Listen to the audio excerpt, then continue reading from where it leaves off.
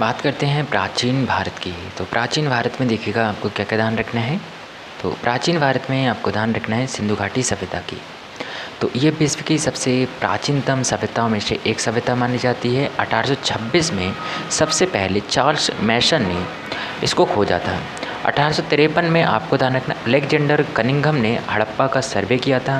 1856 में John Burton और William Burton Lahore से कराची के मध्य रेलवे लाइन बिछा रहे थे। उन्होंने अनजाने में हड़प्पा की ईंटों का प्रयोग किया था। जॉन बर्टन और विलियम बर्टन ने, यानी आपको ध्यान रखना लाहौर से कराची के मध्य रेल लाइन बिछा रहे थे तब। वहीं बात करते हैं आप अलेक्जेंडर कनिंघम ने दूसरी बार हड़प्पा का सर्वे किया था, ये भी आपको ध्यान रखना है। तो अलेक्जेंडर कनिंघम ने हड़प्पा का दूसरी बार सर्वे भी किया था, ये भी आपको पता होना चाहिए। इसी के साथ साथ देखिएगा हम बात करते हैं अलेक्जेंडर कनिंघम ने दूसरी बार हड़प्पा का सर्वे किया था 1856 में। 1891 की अगर बात करें तो भारतीय पुरातत्व विभाग ASI की स्थापना भी होती है, ये भी आपको ध्यान रखना है। तो कब होती है? 1861 में, यानी अंग्रेज़ों के समय में। ये आपको ध्यान रखना है, अंग्रेज़ों के द्वारा ही होती होगी फिर 1861 में, ये आपको ध्यान रखना है। बात करते हैं आपके गवर्नर जनरल कैनिंग के। लॉर्ड तो ये कहीं के भी नहीं है, ये आपको कहना ही नहीं है। कैनिंग के समय अलेक्जेंडर कनिंघम को ASI का जनक भी बनाया जाता है। तो अलेक्जेंडर जो कनिंघम है इसको, ठीक है, आपको ध्यान रखना है, कैनिंग के समय ASI डिपार्टमेंट का अध्यक्ष बनाया जाता है, यानी जनक बना, जनक कहलाता है, ठीक है। सॉरी, ये कह सकते हैं अलेक्जेंडर कनिंघम को ASI का जनक कहा जाता है, ये आपको ध्यान रखना है। 1861 में इसकी स्थापना की जाती है कनिंघम के समय में, यानी या कह सकते हैं आपका कैनिंग के समय में। बात करते हैं हम आपके 1921 की। तो आपको ध्यान रखना है सर, मतलब सर तो कहना ही नहीं है, तो आपको कहना है जॉन मार्शल ने दयाराम साहनी को उत्खनन करने हेतु नियुक्त किया था हड़प्पा में, यह आपको ध्यान रखना है वर्ष 1921 में। वहीं बात करते हैं आप 1922 की। तो आपको ध्यान रखना है 1922 की अगर बात करें तो आपको ध्यान रखना है जॉन मार्शल ने राखाल दास बनर्जी को मोहनजोदड़ो का उत्खननकर्ता नियुक्त किया। तो आपको ध्यान रखना है 1921 में राखाल दास, 1922 में राखाल दास बनर्जी को, दयाराम साहनी को 1921 में, ये आपको ध्यान रखना है। राखाल दास बनर्जी को मोहनजोदड़ो के उत्खनन के लिए नियुक्त किया गया था, और जबकि दयाराम साहनी को हड़प्पा के लिए नियुक्त किया गया था। बात करते हैं हम आपके वर्ष 1924 की। तो आपको ध्यान रखना है जॉन मार्शल ने सिंधु घाटी सभ्यता या हड़प्पा सभ्यता की घोषणा की 1924 में। वहीं इतिहासकार पिग्गट ने हड़प्पा और मोहनजोदड़ो को सिंधु घाटी सभ्यता की जुड़वा राजधानी भी कहा था। तो किसने कहा था? पिग्गट ने कहा था, यह आपको ध्यान रखना है, यानी जुड़वा राजधानी कहा था, ठीक है। इसी के साथ साथ देखिएगा हम बात करते हैं आपके विस्तार की। तो सिंधु घाटी जो सभ्यता है इसका विस्तार कहाँ कहाँ है, ये आपसे पूछ सकता है। तो सिंधु घाटी सभ्यता का जो विस्तार है ये भी आपको भली भांति ध्यान रखना है। तो बात करते हैं सिंधु घाटी सभ्यता के विस्तार की। तो सिंधु घाटी सभ्यता के विस्तार की बात करें तो ये विश्व की सबसे बड़ी सभ्यता थी। ये लगभग 13 लाख वर्ग किलोमीटर क्षेत्र में फैली हुई थी। यह भारत, पाकिस्तान और अफ़गानिस्तान में फैली हुई है। ये त्रिभुजाकार सभ्यता थी। इसको कांस्य युगीन सभ्यता के रूप में भी जाना जाता है, ये भी आपको ध्यान रखना है, यानी कांस्य का उपयोग ये लोग सर्वाधिक करते थे। बात करें इसके विस्तार की तो आपको क्या क्या ध्यान रखना है इसके विस्तार में आपको ध्यान रखना है इसका जो उत्तरी हिस्सा है वो कश्मीर के यानी चिनाब नदी में यानी मांडा था, यह आपको ध्यान रखना है। तो जो मांडा था वो इसका उत्तरी भाग था, जबकि आपको ध्यान रखना है दास्क नदी सुतकांगे डोर यानी दास्क नदी के किनारे जो सुतकांगे डोर पड़ता है बलूचिस्तान में, ये इसका पश्चिमी हिस्सा था। जबकि आलमगीरपुर जो हिंडन नदी के किनारे पड़ता है यूपी में, ये आपको ध्यान रखना है इसका पूर्वी हिस्सा था, किसका? सिंधु घाटी सभ्यता का। वहीं बात करते हैं आपके दैमाबाद जो इसका पिरवरा नदी के किनारे था, महाराष्ट्र के, ठीक है, तरफ पड़ता है, ये आपको ध्यान रखना इसका दक्षिणी हिस्सा था। वहीं आप बात करते हैं अन्य महत्वपूर्ण तत्वों की। तो इस देखिए अन्य महत्वपूर्ण तत्वों में आपको क्या ध्यान रखना है? काल की समय का निर्धारण की बात करें तो कार्बन 14 पद्धति से किया जाता है। 2600 से 1900 ईस BC तक आपको ध्यान रखना है नई NCERT के अनुसार माना जाता है, जबकि 2350 से 1750 पुरानी NCERT के अनुसार माना जाता है। 3250 से 2750 शारगोन अभिलेख के अनुसार इसका कालखंड माना जाता है। वहीं बात करते हैं स्थल की, तो आपको ध्यान रखना है सबसे पहले स्थल की बात करते हैं हम आपके हड़प्पा की। तो हड़प्पा कहाँ पड़ता है? ये माउंट कोबरी ज़िला पंजाब, मतलब पाकिस्तान का जो पंजाब ज़िला है उसी में माउंट कोबरी ज़िला पड़ता है। ये आपको ध्यान रखना है, पंजाब के क्षेत्र में। बात करते हैं हम आपके वर्तमान में साहिवाल ज़िले में स्थित है कौन सा? आपका हड़प्पा शहर रावी नदी के तट पर स्थित था। उत्खनन करता दयाराम साहनी थे। कब थे? 1921 के। ठीक है, ये आपको ध्यान रखना है। वहीं 837 कब्रिस्तान यहाँ की मुख्य विशेषता है। वहीं ध्यान रखना है विदेशी की कवर मिलती है, यहाँ पर इक्का गाड़ी मिलती है, श्रृंगार पेटिका मिलती है, स्वास्थ्य का निशान भी यहीं से मिलता है। कहाँ से? आपको हड़प्पा नामक स्थान से मिलता है। ये भी आपको ध्यान रखना है, जिसके उत्खननकर्ता कौन थे? मतलब आपको ध्यान रखना है दयाराम साहनी जी थे 1921 में।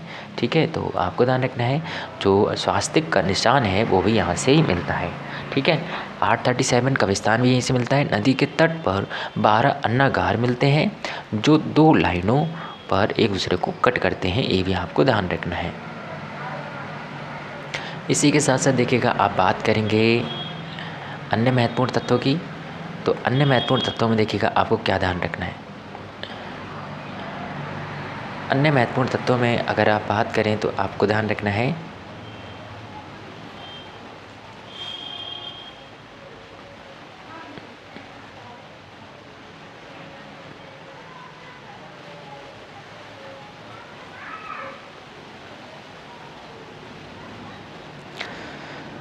अन्य महत्वपूर्ण अगर तत्वों की बात करें तो आप क्या कह सकते हैं? आपको ध्यान रखना है इसमें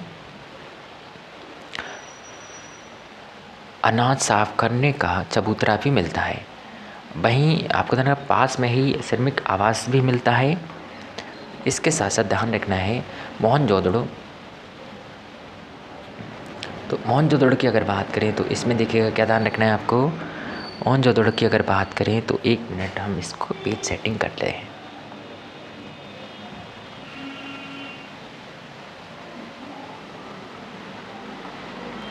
तो इसमें आपको क्या ध्यान रखना है? मोहनजोदड़ो की अगर बात करते हैं आप तो आपको ध्यान रखना है मोहनजोदड़ो के बारे में कि जो मोहनजोदड़ो है इसकी स्थिति लड़काना पंजाब, मतलब पाकिस्तान का जो सिंध प्रांत है इसके लड़काना में है। मोहनजोदड़ो पड़ता है सिंधु नदी के तट पर। वो कौन सा था? रावी नदी के तट पर था। ये भी आपको ध्यान रखना है। ये कौन सी नदी के तट पर है? सिंधु नदी के तट पर है। उत्खननकर्ता राखालदास बनर्जी थे 1922 में। वहीं ध्यान रखना है मोहनजोदड़ो शब्द का शाब्दिक अर्थ था मृतकों का टीला, यानी सिंधी भाषा में इसे मृतकों का टीला कहा जाता था। विशाल स्नानागार यहीं से मिले हैं, जबकि वहाँ से क्या मिला था? विशाल अन्नागार। आकार था 39-23-8 फीट। इसके उत्तर और दक्षिण में सीढ़ियाँ बनी हुई हैं। इसमें बिटुमिनस का लेप किया गया है। इसके उत्तर दिशा में 6 वस्त्र बदलने के कक्ष भी मिलते हैं। वहीं ध्यान रखना है इसके 3 तरफ बरामदे हैं। बरामदे के पीछे कई कक्ष बने हुए हैं। जलापूर्ति हेतु कुआं भी बनाया हुआ है। वहीं सीढ़ियों के साक्ष्य भी मिले हैं। प्रथम तल पर संभवतः पुरोहित रहते होंगे। संभवतः यहाँ का धार्मिक स्थल, धार्मिक अनुष्ठानों का आयोजन किया जाता रहा होगा। सर जॉन मार्शल, यानी बोल सकते हैं मार्शल के द्वारा इसे तात्कालिक समय की आश्चर्यजनक इमारत भी घोषित किया गया था। वहीं ध्यान रखना है आपको विशाल स्नानागार की, अन्नागार की। तो विशाल अन्नागार यहीं से मिला है। महाविद्यालय के साक्ष्य मिले, सूती कपड़े के साक्ष्य, हाथी का कपाल खंड, नर्तकी की मूर्ति जो धातु की बनी हुई है, ये नग्न है। इसने एक हाथ में चूड़ियाँ पहन रखी हैं। बात करते हैं हम आपके पुरोहित की। तो पुरोहित राजा की मूर्ति जो ध्यान की अवस्था में मिलती है। इसने शॉल ओढ़ रखी है जिस पर कसीदाकारी कार्य किया गया था। यहाँ से मेसोपोटामिया की मोहर भी मिलती है। बात करें लोथल की, तो लोथल से आपको ध्यान रखना है इसकी स्थिति कहाँ पर है? गुजरात में है। भोगवा नदी के तट पर स्थित है। आपको ध्यान रखना उत्खननकर्ता SR राव थे, यानी रंगनाथ राव थे। यह एक व्यापारिक नगर था। कौन सा? लोथल। यहाँ से गोदीवाड़ा यानी डॉकयार्ड मिलता है। ये सिंधु घाटी सभ्यता की सबसे बड़ी कीर्ति मानी जाती है। वहीं ध्यान रखना है, मन के बनाने का कारखाना भी यहीं से प्राप्त होता है। इसी के साथ साथ आपको ध्यान रखना है, चावल के साक्ष्य भी यहीं से प्राप्त होते हैं। फारस की मोहर जो गोलाकार आपको ध्यान रखना बटन नुमा है, वो भी यहीं से प्राप्त होती है। घोड़े की मृण मूर्तियाँ, चक्की के 2 पार्ट, घरों के दरवाजे मुख्य मार्ग पर खुलते हैं। एकमात्र ऐसा स्थान था सिंधु घाटी सभ्यता का, ये आपको ध्यान रखना है। धौलावीरा की अगर बात करें तो आपको क्या ध्यान रखना है? धौलावीरा की अगर बात करें तो आपको ध्यान रखना है, इसकी स्थिति गुजरात में है। उत्खनन कर्ता रविंद्रनाथ सिंह बिष्ट हैं। यह शहर किसी नदी के किनारे स्थित नहीं है। यह शहर 3 भागों में विभाजित है, पूर्व, मध्य, पश्चिम।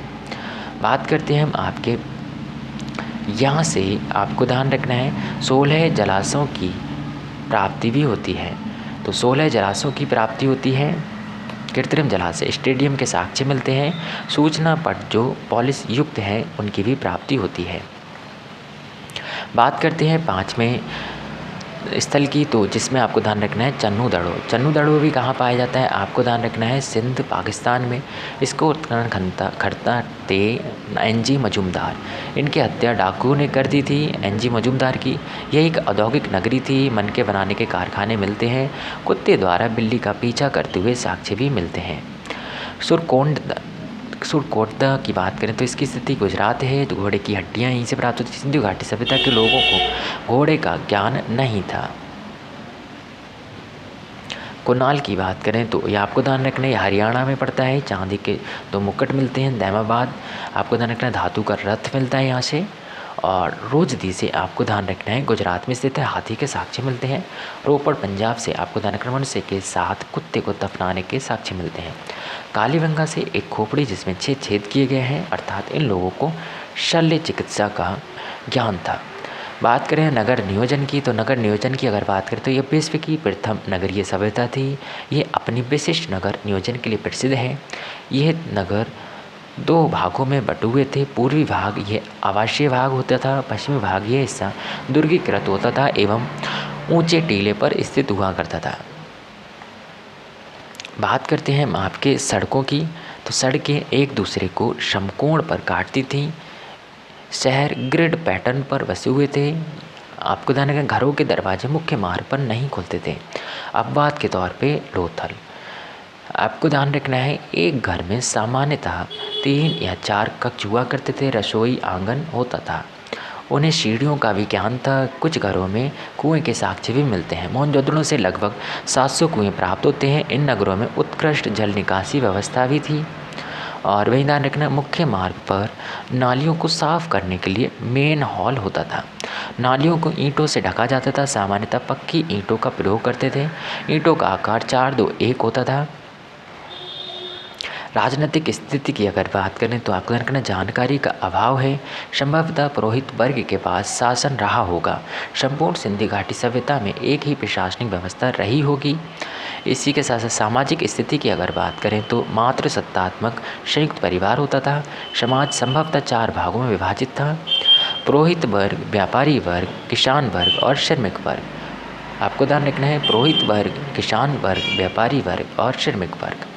बड़ी मात्रा में मातृ देवियों की मूर्ति मिलती है। यह शांति प्रिय लोग थे क्योंकि अत्यंत कम मात्रा में हथियार भी प्राप्त होते हैं।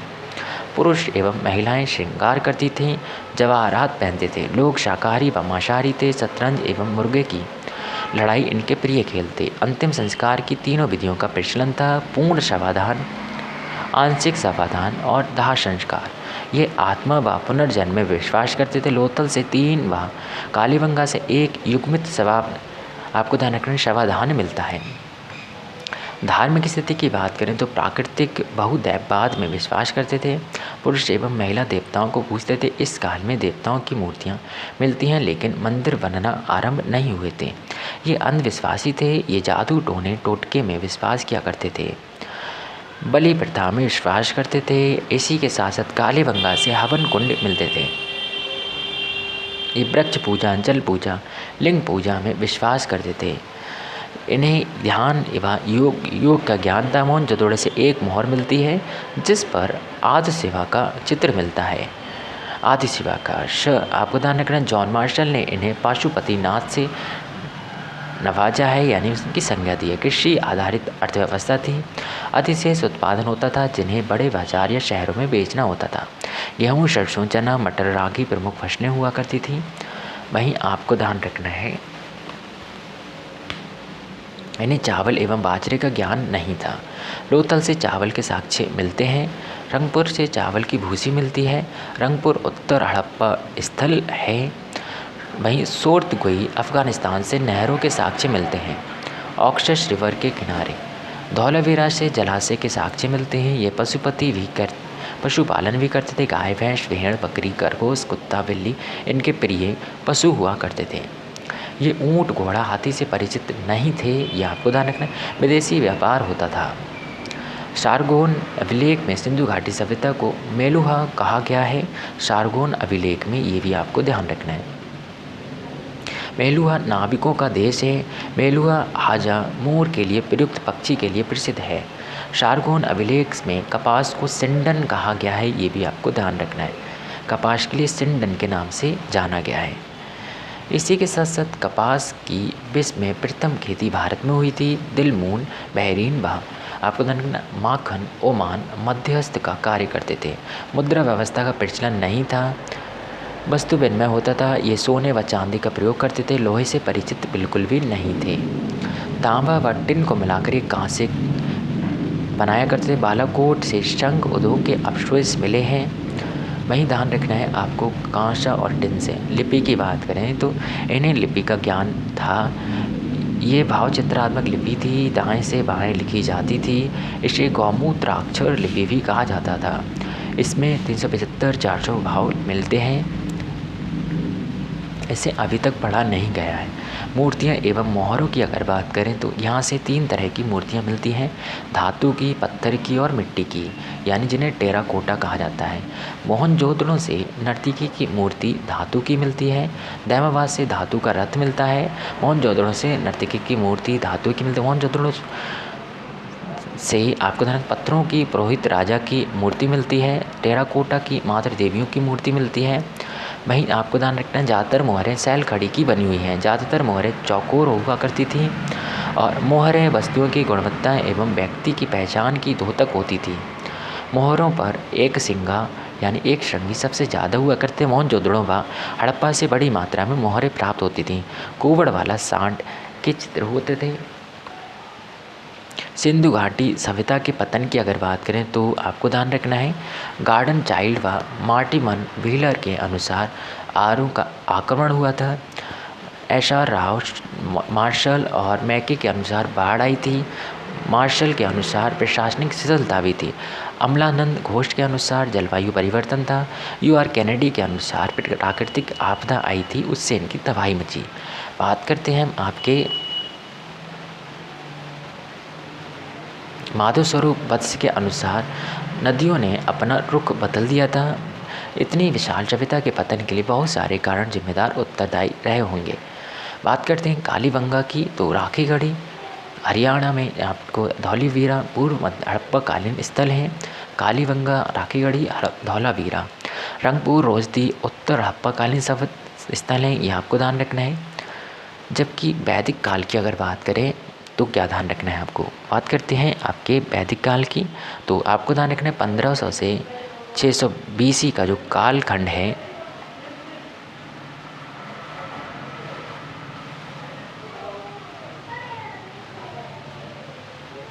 उसको वैदिक काल के नाम से जाता है। वेद, ब्राह्मण, आरण्यक और उपनिषद ये वैदिक साहित्य है। इसे श्रुति साहित्य भी कहा जाता है।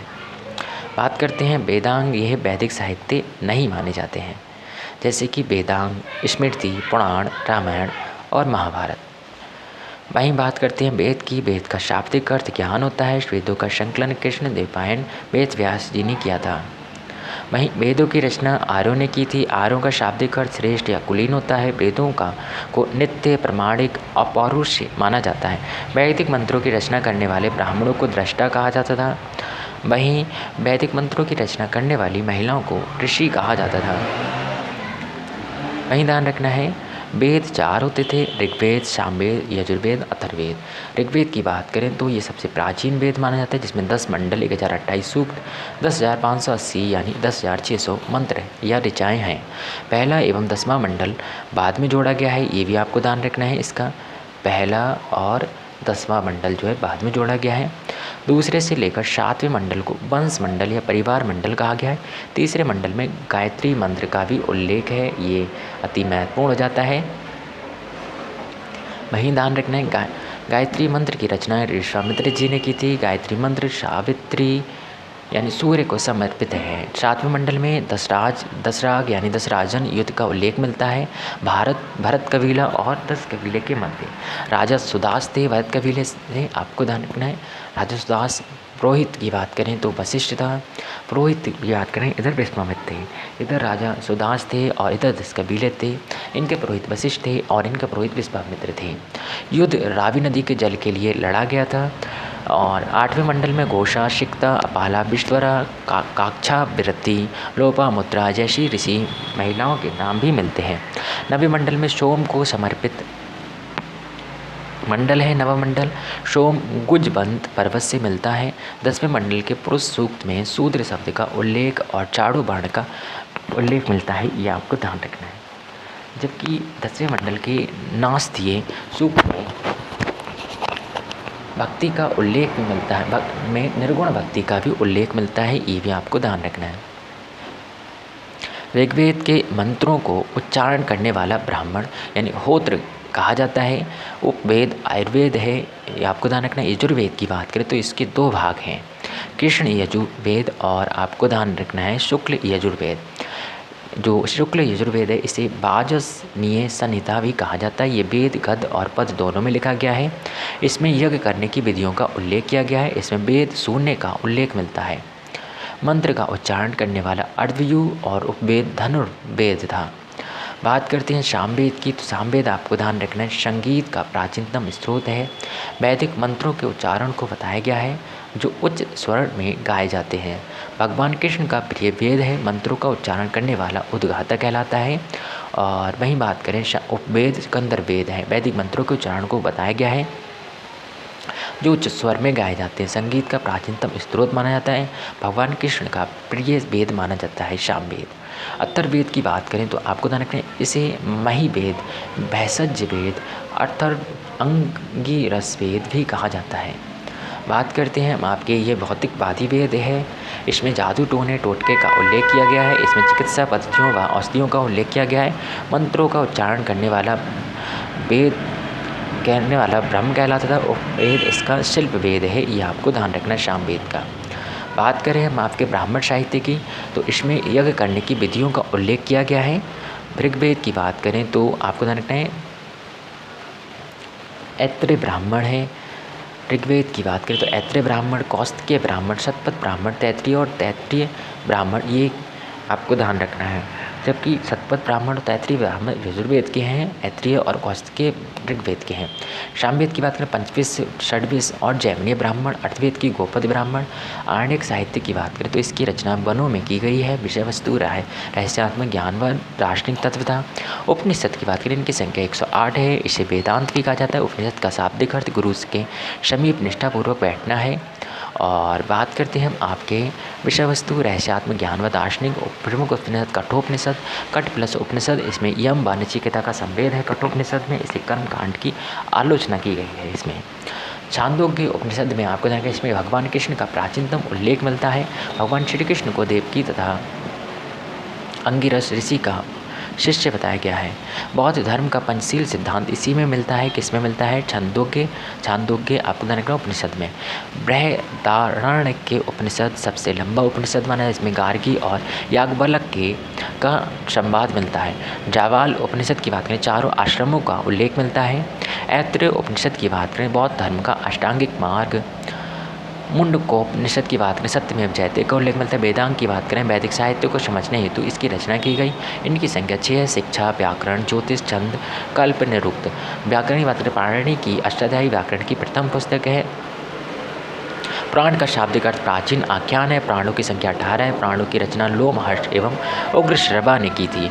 मत्स्य प्राण की बात करें, प्राचीनतम प्राण, इसमें शुंग एवं सातवाहन वंश की जानकारी मिलती है। विष्णु पुराण की बात करें, मौर्य वंश की जानकारी मिलती है। वायु पुराण में गुप्त वंश की जानकारी मिलती है, जबकि मार्कंडेय पुराण में इसमें दुर्गा सप्तशती मिलती है। सर्वप्रथम पार्जिटर ने पुराणों के ऐतिहासिक महत्व को बताया था। स्मृति साहित्य की बात करें, मनुस्मृति प्राचीनतम स्मृति, इसमें सामाजिक नियमों का उल्लेख किया गया है। जर्मन दार्शनिक नीत्शे कहता है, बाइबल को जला दो, मनुस्मृति को अपनाओ। शुंग बा सातवाहन, आपको ध्यान रखना है, शुंग बा सातवाहन वंश के समय इसकी रचना हुई थी। टीकाकार भारूची थे, कुल्लक भट्ट थे, मधु तिथि थे, गोविंद राज थे। याज्ञवल्क्य की स्मृति की बात करें तो इसके टीकाकार विश्वरूप, विज्ञानेश्वर, अपरशक थे, अप्रार्क थे, ये आपको ध्यान रखना है। नारद ऋषि की स्मृति की बात करें तो इसमें विदासों की मुक्ति का उल्लेख किया गया है। कात्यायन की बात करें, इसमें आर्थिक गतिविधियों का उल्लेख किया गया है।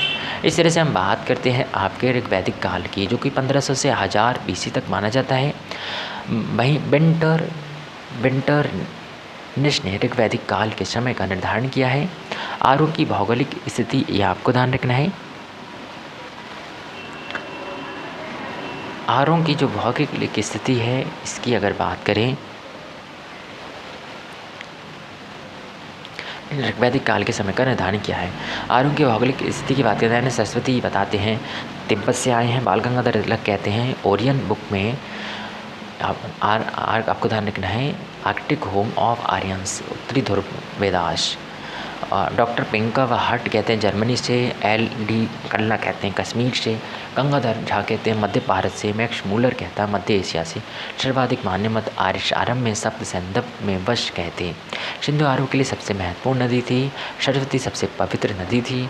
ऋग्वेद के नदी सूक्त में सरस्वती को नदीतमा कहा गया है। ऋग्वेद में सिंधु की 5 सहायक नदियों का उल्लेख मिलता है। विपाशा, जिसको व्यास कहते हैं, सतुद्री, सतलज कहते हैं, वितस्ता, झेलम कहते हैं, परुषणी, रावी कहते हैं, अस्किनी, चेनाब और चिनाब कहते हैं। ऋग्वेद में अफगानिस्तान की नदियों का उल्लेख भी मिलता है। ऋग्वेद में एक पर्वतमाला मुजबंत हिमालय का उल्लेख भी मिलता है। ऋग्वेद में गंगा व सरयू नदी का उल्लेख एक बार मिलता है एवं यमुना नदी का उल्लेख 3 बार मिलता है।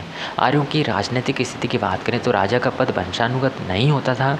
आर्यों को गोप या जनस से गोप कहा जाता था। राजा का पद गरिमामयी नहीं होता था। कालांतर यानी ऋग्वैदिक काल का अंतिम समय में गोप का पद वंशानुगत हो गया था। राजा के पास स्थायी सेना नहीं होती थी। अधिकतर लड़ाइयाँ जानवरों, गांव व घोड़ों के लिए लड़ी जाती थी। राजा की सहायता हेतु कुछ संस्थाएं थीं। विदत प्राचीनतम संस्था थी। यह धन का बंटवारा करती थी। लूट का सभा वरिष्ठ एवं कुलीन लोगों का समूह। ऋग्वेद में 8 बार इसका उल्लेख किया गया है। समिति जनप्रतिनिधि का समूह था। ऋग्वेद में 9 बार इसका उल्लेख किया गया है। स्पष्ट गुप्तचर विभाग था। राजा की सहायता हेतु 12 मंत्री होते थे, जिन्हें रत्नी कहा जाता था। राजपति गोचर भूमि का प्रमुख था। बलि राजाओं को दिया जाने वाला स्वैच्छिक करता। राजनीतिक इकाइयों की बात करें, जन गोप, बिस की बिस्पति था, ग्राम की ग्रामीणी था और कुल की कुलुप था। जन का सबसे बड़ा गोप कहा जाता था। आर्यों की आर्थिक स्थिति की बात करें, आर्य यायावार जीवन व्यतीत करते थे। गाय एवं घोड़ा प्रिय पशु थे। पशुपालन करते थे। ऋग्वेद में कृषि शब्द का शब्द उल्लेख मात्र 24 बार मिलता है। उसमें से भी 21 क्षेपक हैं। मुद्रा प्रणाली नहीं है। वस्तु विनिमय होता था। व्यापार में निष्क नामक सोने के जवाहरात का प्रयोग होता था। आर्यों की सामाजिक स्थिति की बात करें, प्रतिसत्तात्मक संयुक्त परिवार था। समाज 4 वर्णों में विभाजित था। ऋग्वेद के पुरुष सूक्त में 4 वर्णों का उल्लेख मिलता है। हालांकि 10वां मंडल बाद में जोड़ा गया है। ऋग्वेद में जाति प्रथा का उल्लेख नहीं है। वर्ण व्यवस्था कर्म आधारित थी। महिलाओं की स्थिति अच्छी थी। उन्हें शिक्षा का अधिकार था। घोषा, पाला, लोपा, मुद्रा आदि विदुषी महिलाएँ थीं। वहीं सिकता वशफला एक योद्धा महिला थी। विधवा विवाह होता था। नियोग प्रथा का प्रचलन था। बाल विवाह, पर्दा प्रथा, सती प्रथा जैसी बुराइयां नहीं थीं। विवाह के समय मिलने वाले उपहार को बहुतू कहा जाता था। अमाजू आजीवन अविवाहित रहकर विद्या अध्ययन करने वाली महिलाएं थीं। अमाजू सामाजिक असमानता नहीं थी। घरेलू दासों का प्रयोग होता था। आर्यों की धार्मिक स्थिति बात के प्राकृतिक बहुदेववाद, एकाधि देववाद, एकेश्वरवाद एवं निर्गुण भक्ति में विश्वास करते थे। एकाधि देववाद का सिद्धांत मैक्स मूलर ने दिया था। घोष प्राचीनतम देवता थे। इंद्र सबसे महत्वपूर्ण देवता थे। अग्नि दूसरे महत्वपूर्ण देवता थे। अग्नि को मध्यस्थ माना जाता था और वरुण को तीसरा प्रमुख देवता, वरुण को ऋत का नियामक माना गया है। इस जगत की भौतिक, नैतिक और कर्मकांडीय व्यवस्था को ऋग्वेद में ऋत कहा जाता है। वरुण 1000 सोने के स्तंभों वाले महल में रहता है। पुष्ण पशुओं का देवता है। ऋग्वैदिक आर्य यज्ञ अनुष्ठान करते थे। वे योग एवं ध्यान करते थे। जादू टोने टोटके में विश्वास करते थे। मूर्ति पूजा एवं मंदिरों के साक्ष्य नहीं मिलते हैं। उत्तर वैदिक काल की अगर बात करें तो आपको देखिएगा क्या क्या ध्यान रखना है।